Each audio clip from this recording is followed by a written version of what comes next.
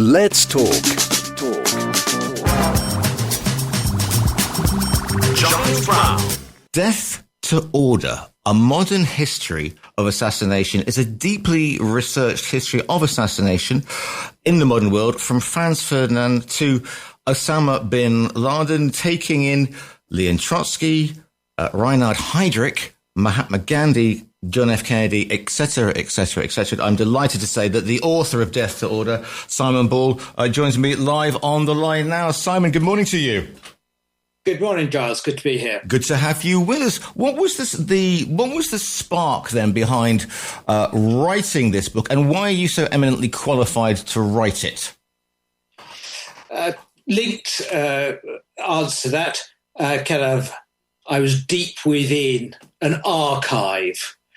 As a professional historian, it's where I tend to live, in archives. I'm afraid I'm not jumping out of aeroplanes and doing any of the practical stuff.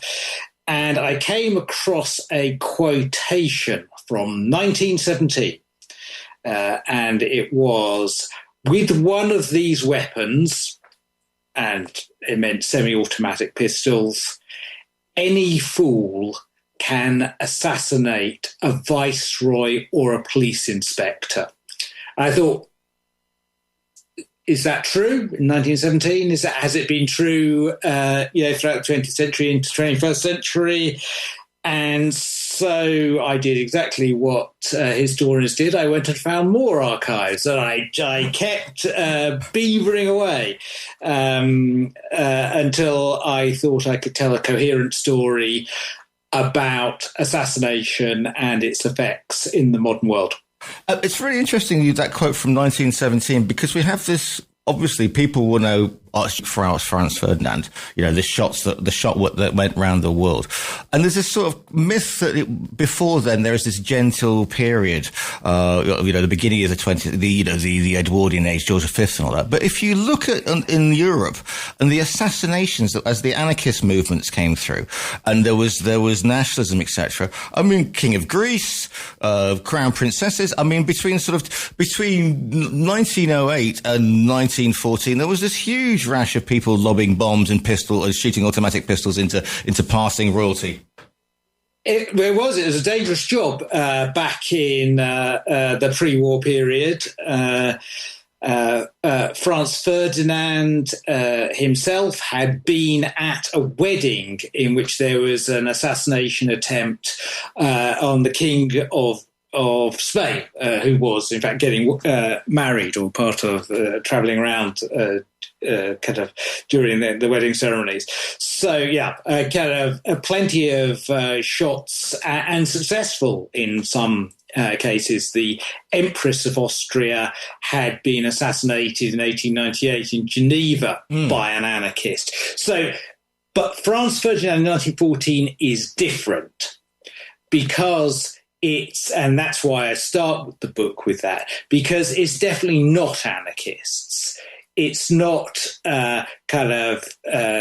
people who want to bring down the entire state system. This is an assassination which is organised in a neighbouring state. So Franz Ferdinand, sure everybody does this at school, but just as a reminder, is the heir to the throne of the Austro-Hungarian Empire, and neighbouring that empire is the state of Serbia. Mm-hmm. And Serbia wants to take over Bosnia and indeed other parts of the Austro-Hungarian Empire. And so this is a state-sponsored assassination. It's not anarchists or anything like that. And the response to it is completely different to the assassinations of royalty before 1914. Before 1914, there had been a tendency, we'll boost the security of the royals. But certainly in the more democratic states, knocking off a royal personage is not going to bring the state down, whereas the Austro-Hungarians respond to the assassination in Sarajevo as an existential crisis and decide to attack Serbia with their armed forces and that attack is what leads other powers to become involved and starts the First World War. Because is it Grigor? What's his the name of the assassin who escapes me now? Begins with a P. I know we're going to get. Thank you so much. Gavrilo Princip is your man. However, he's not this, and we all get taught, but he's not a lone wolf. There are three others. Two of them bottle it. One of there's an attack on the motorcade. Somebody lobs a bomb, it goes off the back, it hurts people. You would have thought they would have gone home and said, right, we're going back to Vienna, but they carry on. And this is an organised one, just not some sort of lone crazed anarchist. Oh no, there's 7 assassins along the road. Franz Ferdinand in his motor car, the chauffeur, and his wife is driven along towards the town hall. There kind of a bomb is thrown, bounces off the car, does hurt people, but they get to the town hall. The Austrians, kind of decide not to stay in the town hall, but to go back to a military base outside Sarajevo. So they drive back exactly the same route. Princip is still there, armed with his Browning semi-automatic pistol, and he shoots Franz Ferdinand and his wife, and they die. They're taken away. They don't die immediately, but they die soon thereafter. But the thing is, it's the response of the Serbian government, because rather than say, if the Serbian government had said this is a terrible thing, we will bring the perpetrators to justice and help you, because obviously it's mucked up the line of succession, which was already interesting in the Austro-Hungarian Empire, but they don't. And there's literally dancing in the streets. The Serbian Prime Minister makes an incendiary, to put it mildly, speech. They have faced up against the Austro-Hungarians because Serbia has gone 80% larger in the past because of the Serbian, is it Romania or Bulgaria they've had a crack at? So rather than just go, Yeah, there's been 2 Balkan Wars.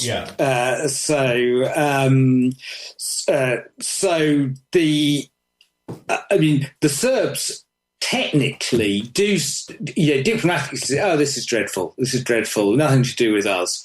Absolutely nothing to do with us." And that puts the even though there is kind of clearly glee as well. Technically they're saying no, it's a bunch of madmen. Nothing to do with us. The Austrians rightly don't believe them, but the problem is that they can't prove it.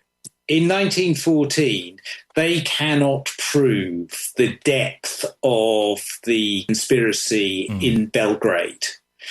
They don't have that evidence. That evidence isn't really available to everybody until the late 1920s.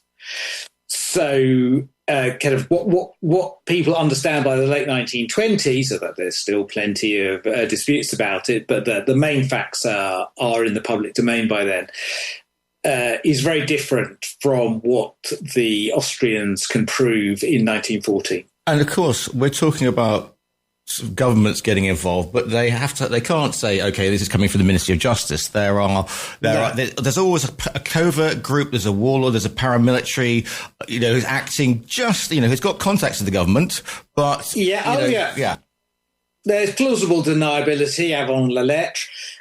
So in this case, there are 2 linked groups. There is Serbian military intelligence. Yeah. Now, clearly your military intelligence apparatus is part of the state.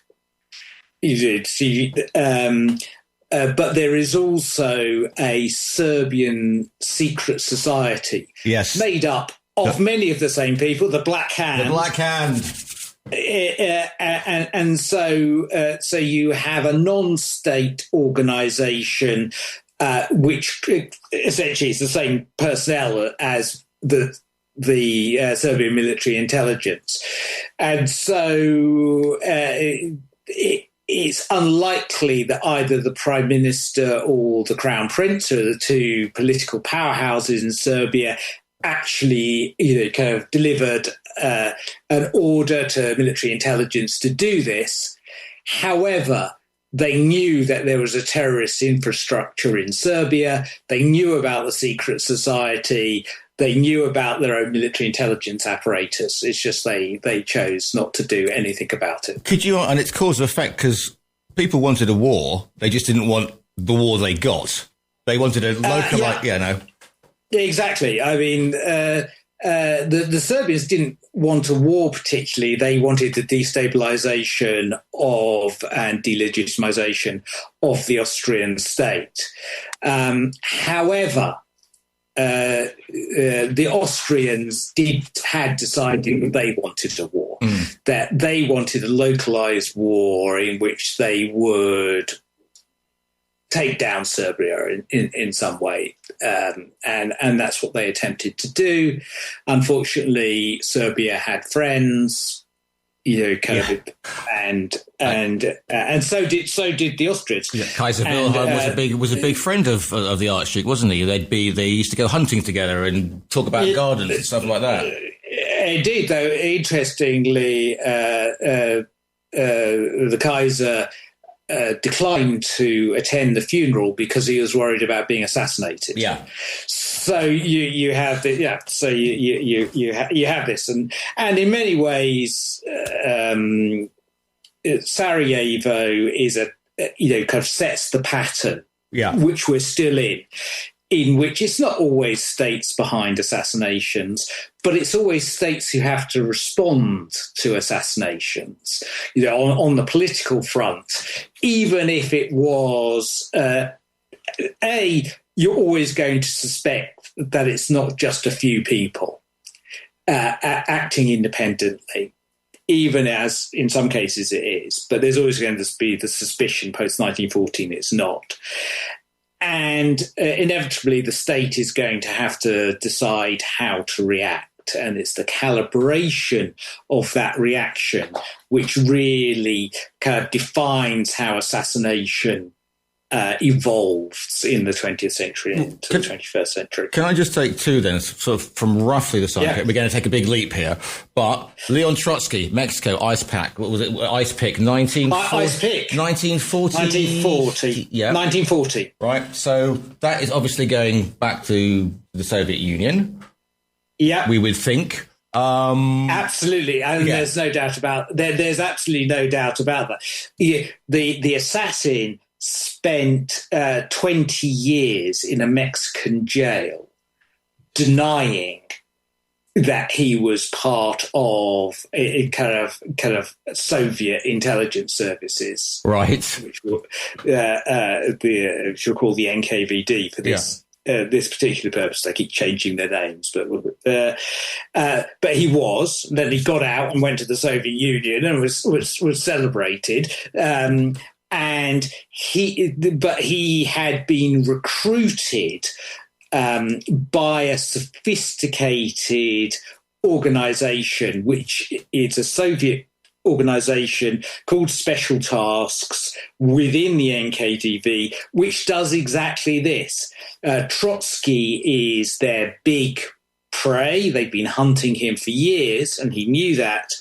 However, they've assassinated plenty more. So this and what happens is the guy who is the head of Special Tasks in 1939, rather remarkably, survives the Cold War and then writes his memoirs. So we have the guy who was an assassin himself, but had been promoted by Stalin to head Special Tasks. And so we have the account and we have the investigations at the time, not only by the Mexicans, but by other interested parties, including intelligence services, kind of the British intelligence services were still, the Trotsky file was still open in the 1950s because they were getting defectors from what was by then the KGB, who had been around in the 1930s, who were telling them about this. So they're, kind of, and a bit like Sarajevo, sometimes the conspiracies unwind very quickly, but sometimes they take a long time. So there's that difference between what policymakers know at the time and what they decide to do about it, and what we might know later. And those are two different time frames. And so you're kind of if you like, the policy making and the historical are disaggregated. However, the history of previous assassinations may well feed into the decision making of policymakers when they're faced with a new assassination. So I was talking about Sarajevo. Yeah. So by 1930, by and large, kind of those who follow these things know what had happened. However, in 1934, the king, who is also the dictator of Yugoslavia, who had been the crown prince of Serbia in 1940, is himself assassinated alongside the French foreign minister in Marseille. And so here, policymakers, knowing of the history of all this, are suddenly faced with a new assassination, and they have to decide what they're going to do about it. And they decide in 1934 to, by and large, cover up what had happened, because though the assassins are Croatians and Macedonians, they are backed by Mussolini's Italy. The French don't want to do what the Serbians did. Yeah. They don't want to get into a quarrel with Italy in 1934. So they just let it lie. Try the assassins, and say that it was all a few Croatians. That sort of lone wolf theory. Just want to look at this, if you like. That wasn't the right terminology, but Heydrich now. Who makes the decision on this? Because it decapitates, and although it was, what was happening was ghastly in Europe during this period of time, Heydrich is very much involved with that whole sort of Vienna, Austria, looking towards Romania, Ukraine. He knows what's happening with the final solution, etc. What's the reason? Are they just trying to? Are they trying to assassinate him so that you get rid of one of the Nazi bigwigs and he's available rather than the sort of rest of them are? Yeah, so Reinhard Heydrich, who is the head of the security apparatus of the Nazi SS, but has just been installed as essentially the ruler of conquered Czechoslovakia. So he's a man with many hats on, and the assassination is decided upon in London by a British intelligence agency called the Special Operations Executive, which had been created in 1940, but drawing in people from other intelligence and military agencies in Britain, and by Czech intelligence, because the Czech government is in exile in London. So these are two intelligence agencies getting together to say, we are going to try and assassinate this person who is ruling rather effectively Czechoslovakia. Although Heydrich had been presiding over the planning of the Holocaust in Berlin just before he went to Prague, he wasn't assassinated because of that. It was because of what he was doing in Czechoslovakia. He was available. The Czech government in exile and its intelligence services worried they weren't very popular in Czechoslovakia and they were losing ground and legitimacy, and so they wanted to do something to show that they were still active. And Special Operations Executive at that stage was being increasingly regarded as useless and unable to actually carry out special operations. So they wanted to do anything which was spectacular. And so the two intelligence agencies got together with London and said, yes, we will try and kill Reinhard Heydrich, which they do successfully. So they're Czech assassins parachuted into Czechoslovakia from a British plane, fully equipped and trained by the British, using British weapons, British explosives, British firearms. And they ambush two assassins, assassinate Reinhard Heydrich, who is driving to work in Prague, and wound him, and he dies of his wounds. Yeah. And then it's the repercussions. They just think, let's get rid of him, because obviously everybody, they're all murdered, aren't they? They're in the church and they get flooded out. You know, so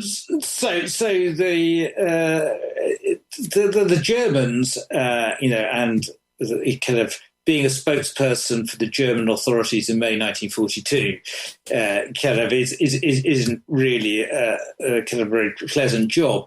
But the Germans, to actually look at what they did, they had a two-track approach.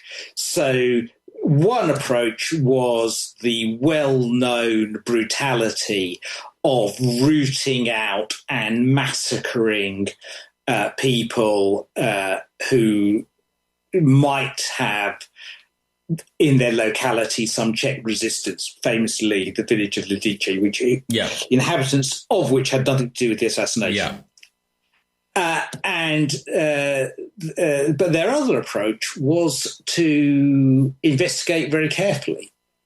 They, the Gestapo, of which Heydrich had been the ultimate head, so this is part of the SS, but, is quite capable of counterintelligence, counter-subversion and police investigation, and does a very thorough, brutal investigation. Essentially, it tracks the resistance ring behind the assassination through ghastly torture, as well as careful police work. It works out where they are. They're attacked in the Carlos Borromeo Church in Prague. They either commit suicide or are killed in the conflict in the crypt. And so the Germans do a pretty good job, in inverted commas, hard air quotes now, in working out what had gone on and knowing that the assassins came from London, because London isn't claiming this. They're supposed to be part of an indigenous Czech resistance. And it's not until 1945 that the non-communist Czechs and the British press break the news that they had come from Britain. But the Germans had known that all the way through from the investigation in 42. I want to, because we're only going to have about 5 minutes, I want to hit the fast forward button here. If I think of assassinations, I think of the unrest in America in the 60s. So we get Malcolm X assassinated, we get obviously JFK, Martin Luther King, Robert Kennedy, plus assassination attempts as well. It's a conspiracy theorist dream, this one, isn't it? So I mean, JFK, everybody from the Cubans, the mafia, the Soviets, you name them, they're getting involved. The narrative is that it's obviously Lee Harvey Oswald, who is who has got an interesting history. He's been to the Soviet Union, he's got a Russian wife, etc. What's your take on how? Right. So it is Lee Harvey Oswald with a kind of an old-fashioned Italian bolt-action rifle. So if you're interested in the assassination per se, quite unusual to use a long-range rifle because it's very hard to hit anything. Anyway, he hit something. But what the investigations so in a sense, the American authorities, within a week of the assassination, decide there is no conspiracy. Because if they had decided that there was a conspiracy, that was going to take them to the Soviet Union. The Soviets are absolutely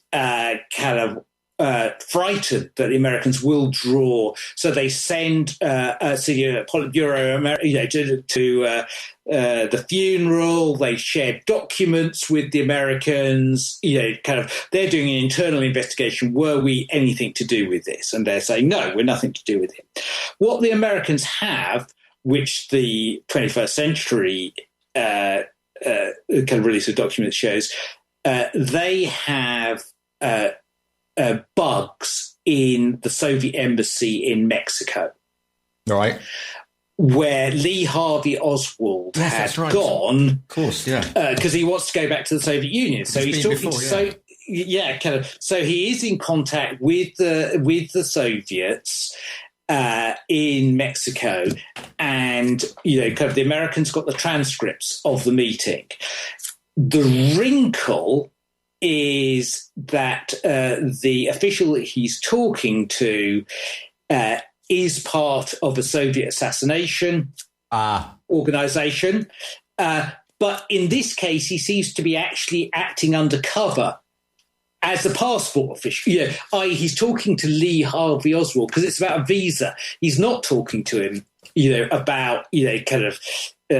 and during the frenetic few days after JFK's assassination, the signals going back and forth between Mexico City and Washington, and the CIA are saying to their Mexico operation, "Thank God you were there, so we can actually see that it was, kind of, despite the fact he was meeting this official, he wasn't getting his instructions from the KGB or anything." Kind of. So both the intelligence side and the political side, so nothing to see here. Kind of single gunman kills the president. The trouble is that they're hardly going to come out and say, well, actually, we were, we've got a real in with the KGB. We've been running these really successful intelligence. So they do a lot of lying. Yeah. And so, kind of it is the breeding ground of conspiracies. The other breeding ground, of course, is the Americans and the Soviets had indeed been carrying out genuine assassinations. So, not the JFK assassinations, but plenty of other assassinations are either done by American intelligence services or Soviet intelligence services.